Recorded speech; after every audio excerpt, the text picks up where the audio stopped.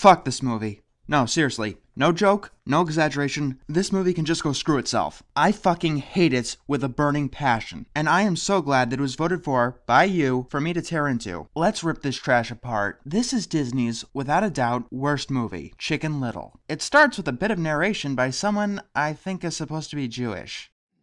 Now, where to begin? How about once upon a time? How many times have you heard that to begin a story? I know, it's almost like we were in for a good Disney movie. I got it. Here we go. Here's how to open a movie.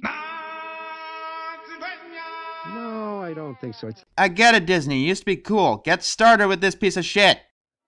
Here's what we're gonna do. Why don't I just go back to the day things took a turn for the worse? Oh, so you mean start the movie at the beginning of the movie? What a fucking brilliant idea. It starts with Chicken Little ringing a bell and telling everyone to panic. And so everyone starts panicking. And yes, it's a world of anthropomorphic animals. Perhaps that explains why everyone is this unreasonably excitable. This panic eventually leads to a water tower falling over, and we cut to a clip of Indiana Jones. Do you know what's funny about this? I mean, not what's supposed to be funny, but what's actually funny. This was years before Disney owned Lucasfilm, so they had to pay for a failed joke. It's the closest thing to a laugh that this movie's going to give us anyway. The joke doesn't make sense because there are no humans in this world. So how are they watching a live-action movie of a human being? It's been 2 minutes, I'm not even nitpicking. You want nitpicking? It's amazing how that bull stopped panicking, calmed down, and applauded the mayor's new statue. We learn that Chicken Little thinks that the sky is falling. He claims that a piece of the sky, shaped like a stop sign, hit him in the head. Then Chicken Little gets hit by an acorn. This guy is Chicken Little's father. His name is Buck, and I hate him. He immediately shrugs off Chicken Little's story and claims that it was the acorn that hit Chicken Little in the head. Dad, no. Quiet, son. This is embarrassing enough already. Question, embarrassing for you or embarrassing for him? Because Chicken Little doesn't seem very embarrassed. Immediately, news reporters want to know what Chicken Little was thinking. He repeats gibberish 3 times. At this point, he is totally coherent. The town shouts at Buck and wanders off. Tell you folks, my son, you know, kids do crazy stuff. I hate you. If you do believe that it was an accident, why don't you, I don't know, console your son? Don't just fucking abandon him in humiliation in hopes that you'll save face. 1 year later, and apparently they're making a movie about Chicken Little. Between you and me, it's gonna suck. We get a bunch of background gags that I think are supposed to establish this world, but instead create confusion. That fish car, how does he get out of there and live his daily life? This may seem like nitpicking, but they put so much focus on the world that they've created without explaining how it works. Anyway, Dick here tells Chicken Little to lay low. Dude, it's been a year. If they haven't forgotten by now, they're not going to forget. Chicken Little vows that he's going to restore his reputation, and while Bowling for Soup makes this a little bit more bearable, I can explain more problems with the movie. The world keeps beating down Chicken Little in order to elicit sympathy from us. The problem is that he hasn't exactly done anything truly deserving of our sympathy yet. Yeah, sure, he hasn't deserved our scorn, but we need to like something about this guy. I mean, besides the fact that everyone hates him. Speaking of the world, you have to cut your main characters a break every once in a while. Whenever Chicken Little actually wins, he doesn't make it out unscathed. Instead of wanting to see him finally overcome adversity, it just ends up depressing. And on Chicken Little, this movie goes into great pains to show us how resourceful and smart he is. Not only is that going to bite this movie in the ass really hard, why would anyone with even adequate intelligence not only send the town into a frenzy, but repeat gibberish 3 fucking times? We cut to a class where we meet some of Chicken Little's friends. First is Runt. President accounted for, Mr. Woolsworth. Whoa! Haha, fat people are hilarious. Bite me, movie. Porcupine. You. It's funny because the movie wants us to think he's the main character despite being in it only barely. I get that that's the joke, but it's not funny at all. Fish out of water? On a side note, this is a lazy-ass way to introduce your main characters. Quite. Happy Mallard. It's funny because she's ugly. At the gym, they're playing dodgeball because of course they are. 2 teams. Popular versus unpopular. Rubbing the cruel sadistic world in a little hard, aren't you? Calm down, Ron. Just do what Fish is doing. That's another problem with the movie. The pop culture references are obnoxious, and they're going to get me flagged for copyright. Chicken Little pops in, and we get a talking head scene. A talking head scene is where 2 characters do absolutely nothing but talking. I know they're playing dodgeball, but let's be serious. Nothing but talking is actually happening. You said the sky was falling. Your dad didn't support you. Thank you for telling us what we already know! Abby basically says that Chicken Little needs to talk things out with his father in a way that the writers think is funny. Speaking of things that the writers think are funny, just referencing something does not make a joke funny. For the record, that's something this movie does not understand. At all. Seltzer and Friedberg understand it better than this movie. But hey, it's something that Shrek was doing, so maybe if we could do it too, we could make shit! Anyway, Abby gets hit with a ball, and Chicken Little tries to stand out to Foxy Loxy. He pretty much gets tortured a bit, and ends up pulling the fire alarm. Why the fuck are you running? You saw him pull the alarm! And his paper pants dissolve. Chicken Little's father gets called in by And the fire alarm? Ever since that sky falling incident, the principal from Goof Troop? science slumber parties! Okay. Then we learn that Buck was an ace sports athlete, and the principal flat out says that Chicken Little is nothing like Buck. Wow, it's not often that a principal gives a kid the highest of compliments after pulling a fire alarm. That's all right. It's fine. You don't have to explain anything. Not that you'd listen. On the ride home, Chicken Little says that he wants to join the baseball team. Just please try not to get your hopes too high. I hate you, you miserable pile of shit. Oh, Chloe. If only you were here. You'd know what to do.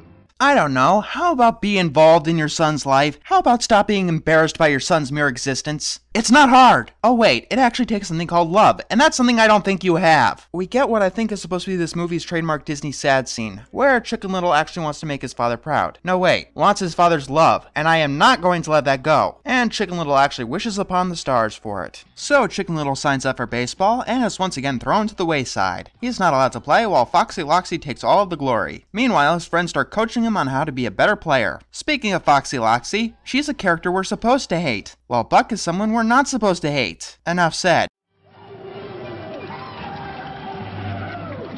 Okay, how the hell do you make the spastic weirdo of the group cliché? I didn't think that was possible, but they apparently found a way.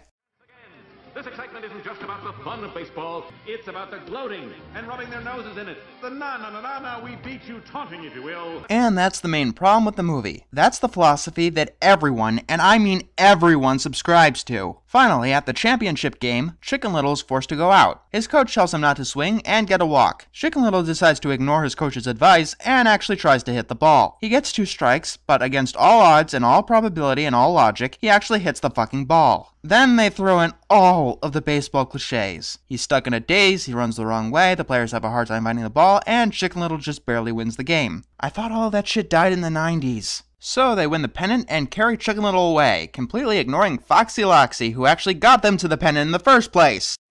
Yes, we won! We won! That's my boy out there! That's my boy! You shallow, petty, blithering, idiotic, cruel asshole! I would urinate on your grave given the opportunity. I feel nothing but contempt for you. Contempt and disgust. I don't even want to continue this, but since it's my job, I will continue. We cut to that night, where Buck is pretending to be a good father, and that makes me hate him even more. By the way, do you know how much baseball is mentioned from this point forward? No, really, take a guess. It's mentioned only once! Now we enter, I guess, movie 2. Chicken Little thanks the star, but it seems to be getting bigger, and then he gets hit with a piece of the sky. He hides it from his father, and when he looks again, he sees that it's disappeared. Except it hasn't. It's got camouflaging capabilities on one side, and weird computer technology on the other side. He calls his friends and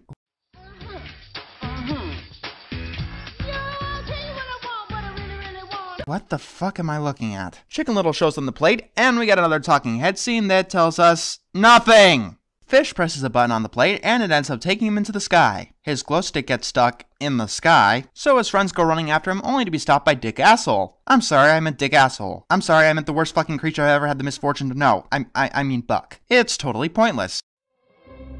You gotta be ready to listen to your children, even if they have nothing to say.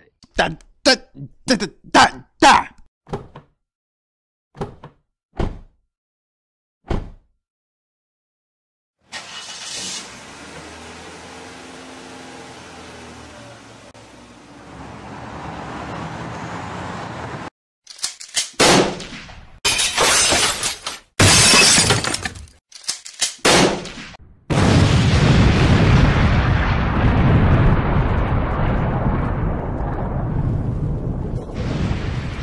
So they run after Fish and end up at the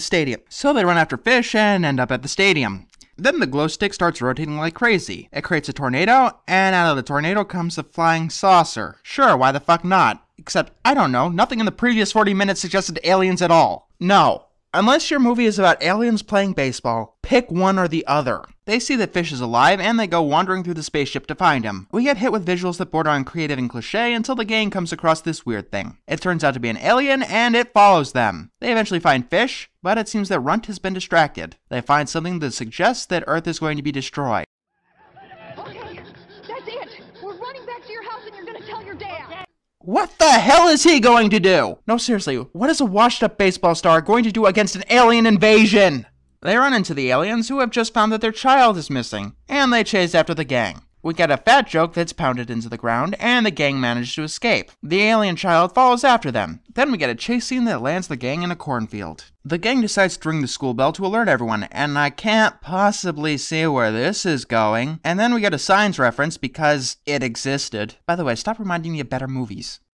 I need a soda. And I need a vodka. Chicken Little rings the bell, and we get the weirdest flashback I've ever seen. When his friends are in jeopardy, Chicken Little finally rings the bell, and hey, we finally got something to like about him. Too bad they waited till halfway through the movie to give it to us. The bell seems to seriously hurt the aliens.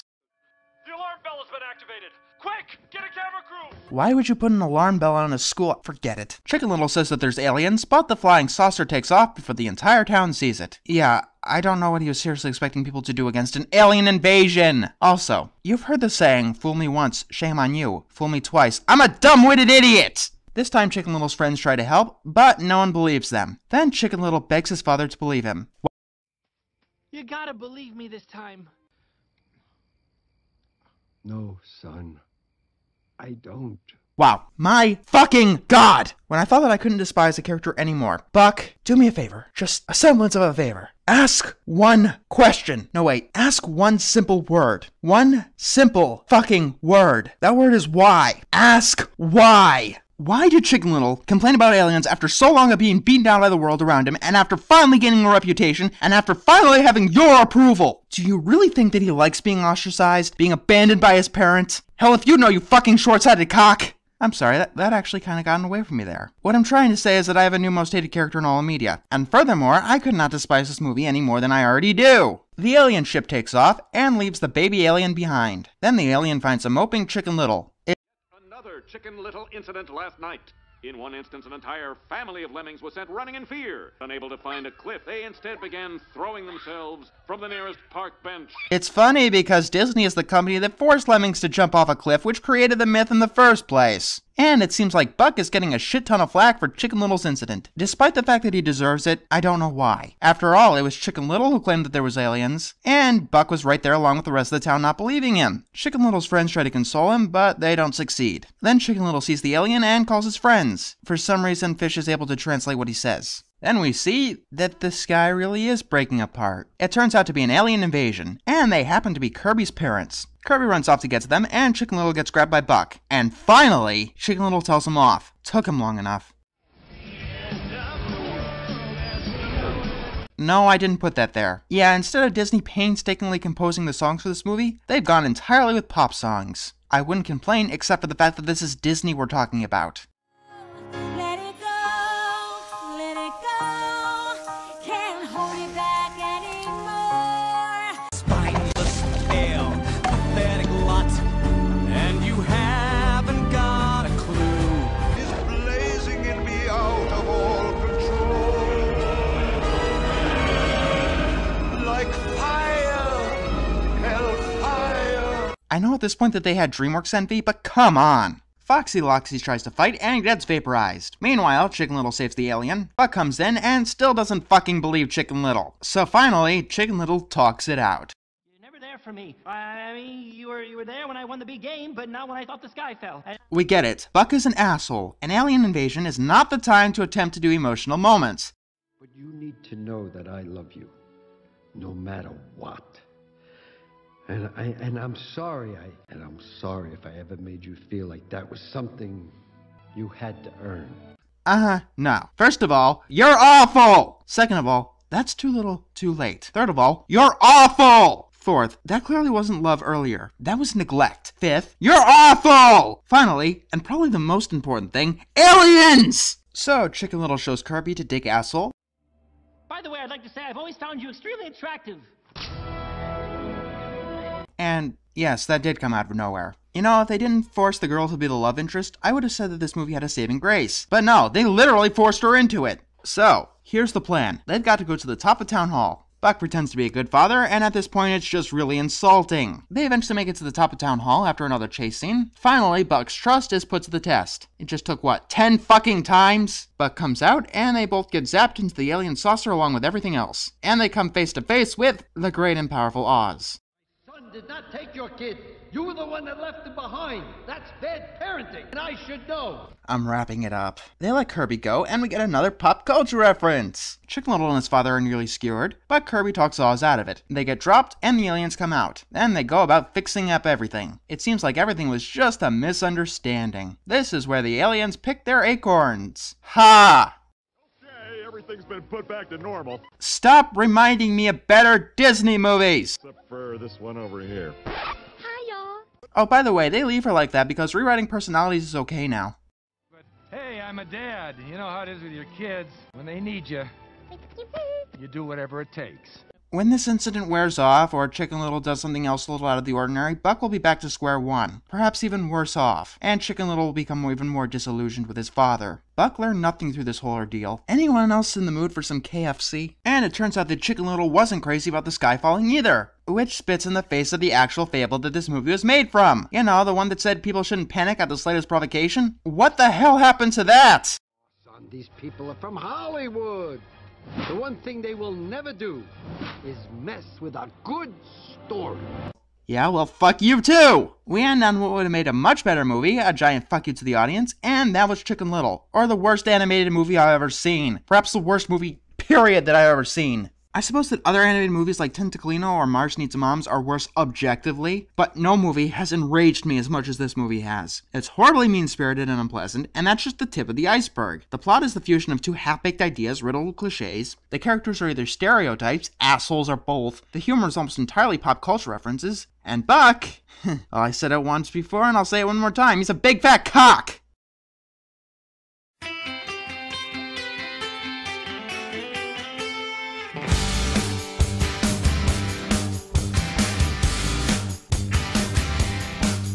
Was a recipe for disaster, a four-course meal of no siree. It seemed that happily ever after was happy, everyone was after me. It was a cup of good intentions.